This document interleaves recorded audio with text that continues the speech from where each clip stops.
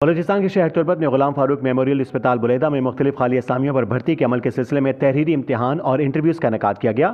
اس موقع پر امیدواروں نے ایچ آر کمیٹی کے روبرو امتحان اور انٹرویو میں شرکت کی۔ غلام فاروق میموریل اسپتال بلیدہ کی ایچ آر کمیٹی میں اسپتال کے C E O doctor Rahim Buledi, D H O Kech doctor Abdul Rauf Baloch, divisional director health doctor Mohibullah, A D C Kech Tabish Baloch, district accounts officer Kech Saddam Hussain اور مکران میڈیکل کالج تربت کے پرنسپل ڈاکٹر افضل خالق اور دیگر شامل تھے، جن کے سامنے امیدوار پیش ہوئے۔ اسپتال انتظامیہ نے بتایا کہ مجموعی طور پر 140 سے زائد خالی اسامیوں کے لیے امیدواروں نے درخواستیں جمع کرائی تھیں۔ ان اسامیوں کے لیے 22 دسمبر 2025 کو تحریری امتحان منعقد کیا گیا، جبکہ کامیاب امیدواروں کے انٹرویوز 23 اور 24 دسمبر 2025 کو مکمل کیے گئے۔ انتظامیہ کے مطابق اہل اور قابل افراد کی تعیناتی سے غلام فاروق میموریل اسپتال بلیدہ میں طبی سہولیات کے معیار میں نمایاں بہتری آئے گی اور عوام کو بہتر صحت کی سہولیات میسر ہوں گی۔ کمیٹی کا کہنا ہے کہ بھرتی کے تمام مراحل کو مکمل شفافیت، میرٹ اور طے شدہ قواعد و ضوابط کے مطابق انجام دیا گیا۔ دوسری جانب عوامی حلقوں نے اس اقدام کو خوش آئند قرار دیتے ہوئے کہا کہ حلقہ بلیدہ سے صوبائی وزیر منصوبہ بندی اور ترقیات میر ظہور احمد بلیدی کی کوششوں سے بلیدہ کو ایک معیاری اسپتال کی صورت میں بڑی سہولت میسر آئی ہے۔ ان کا کہنا تھا کہ تحصیل بلیدہ، زامران کے عوام کا صحت کے مراکز اور ماہر ڈاکٹرز کی کمی کا دیرینہ مسئلہ اس اقدام سے بڑی حد تک حل ہو گیا۔